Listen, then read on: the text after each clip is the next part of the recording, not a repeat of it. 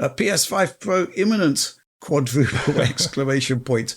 What are the games you would be more excited to see patched? Okay, so I think this is probably a really pertinent question because there isn't actually a huge amount of AAA new games arriving for PlayStation 5 from Sony itself. We're going to be seeing a lot of patches to existing games, just as we did with PS4 Pro back in the day. And I do think that there's a wealth of opportunity here. John, what do you think? What do you think? I think obviously the best choice here would be Destruction All-Stars. I think we're all looking for a 4K 120 FPS experience as we drive around that beautiful arena. Or actually, maybe I could actually say something else. Like you could.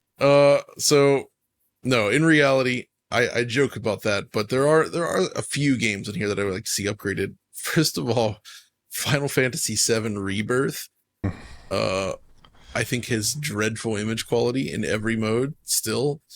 And I would love for them to at least be able to get that up to like 4K 60, like maybe that's feasible because they're able to do 60 very well, but they obviously had to reduce the resolution to get there, which suggests a GPU bottleneck.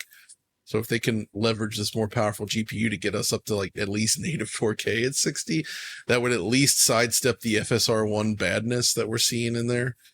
Right. I would hope. I think native 4K at 60 is pretty aggressive considering it's like 1080. It's very aggressive, but I have faith. Maybe. Okay. No, so that's definitely a big one. I would like to see Demon's Souls updated with a way that would allow you to use the native 4K mode at 60. Because right now, I believe if you enable quality mode, you get the higher res, but it just cuts down to 30 cuts down to 30. So yeah, that's an interesting point, right? Because they already have that in there, so it would make a lot of sense to offer that. I'd also like to see Gran Turismo 7 updated does it even need an update? I guess I can't remember what it caps at, but basically I would like to see them just push the full resolution up to get, because right now you can do 4K like 90 FPS thereabouts with GT7. And actually knowing that though, it may not. No, I guess it's not even about the resolution. I would like to see the full 4K 120, of course, but I would also like to see them integrate the ray tracing into the gameplay. Obviously, that would probably take a hit to performance, so that would be back down to 60, but we've only seen the ray tracing in the replays and menus and such, but actually integrating it into the gameplay, to me, that seems completely feasible given the hardware spec. Mm-hmm. So that's at least 3 games that come to mind. I don't know. What about you guys? Maybe Returnal as well, if they can bump up the res. Oh, yeah, that would be fantastic. Oliver. Yeah, so I have a few games here that I'd like to see updated. I think kind of my headlines here would be the massive games. So Star Wars Outlaws and Avatar Frontiers of Pandora, they have great visuals on console, but somewhat more questionable image quality, especially I think with Outlaws from what I can see. And I think just giving you higher res rendering with PSSR is probably enough to make those games look really terrific, even better than they already are, much more in line with that high-end PC experience, because you're thinking, when you think about it, you're getting all those kind of key ray tracing features as a baseline. You get the RT reflections, RTGI in there, plus really strong image quality. Again, presuming PSSR is as effective as we think it might be. That would be really, really compelling, I think. Also, some other games with questionable image quality that maybe aren't quite up to that same standard, but still look good. So like Jedi Survivor, possibly, if they're still updating that game on consoles, current-gen consoles, I'm not too sure, but that could certainly clean things up considerably. The only quadruple A game, Skull and Bones, famously, 720p with FSR2 in that title, could be improved a lot, especially given that you have those big, wide-open ship combats with a really zoomed-out camera.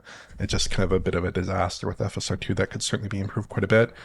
And then there are a couple of games I'd think of for ray tracing. So I think the Insomniac games are probably the easiest upsell in terms of ray tracing because they have those RT shadows in the engine. They look pretty good. So you have like Spider-Man titles, Ratchet and Clank Rift Apart. Maybe they could add PSSR upscaling in there. I think PSSR, one of the PSSR examples in the leaked Sony document was actually a shot from Ratchet and Clank. So you'd presume that's something that they might be working on. That would be very compelling. Mm-hmm. And then kind of a couple of just fantasy picks, let's say. I don't think these are realistic necessarily, but I'd love to see some path tracing on console. Might be very challenging, but it'd be nice to see Alan Wake 2 with ray tracing features on console at least. It'd be nice to see Cyberpunk 2077 with ray tracing features above and beyond the ray traced local shadows that we currently get on consoles, if not that full path tracing experience. Maybe add some ray traced reflections in there. Obviously, path tracing is kind of like the PS5 Pro dream. I don't know that we're going to get it necessarily, but yeah, I tend to think it falls into those three buckets. It's like you have your games that need image quality improvements, and then games that need ray tracing enhancements, and then games that could possibly be path traced. I think that those are the three buckets of titles that I'd be most interested in seeing.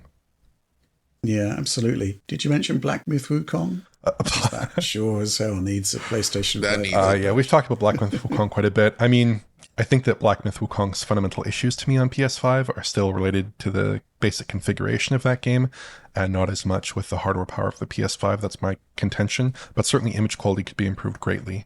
And if they can get image quality in check and those modes in check in terms of their basic configuration, in terms of not targeting 45 frames per second, for instance, in terms of lots of different things that they could do on the configuration side, I'm sure they could improve those quite a bit on PS5 Pro. Well, that's the ironic thing. The game does have those weird frame rate limits imposed, which means that even running on PlayStation 5 Pro with Ultra Boost mode, it's not going to change too much. You're just going to get more 45 frames per second. That's what people are looking for.